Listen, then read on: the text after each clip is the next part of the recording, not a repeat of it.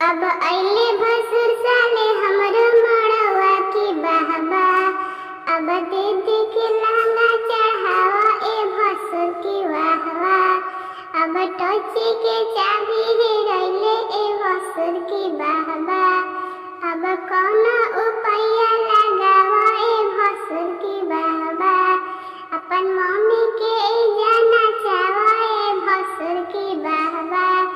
अब अइले भसुर साले हमरो मड़वा की बहबा।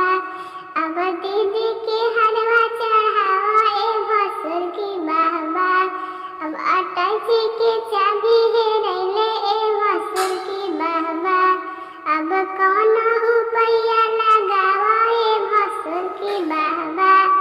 अपन दीदी के यहाँ नचावा ए भसुर की बहबा।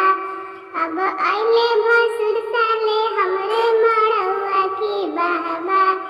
अब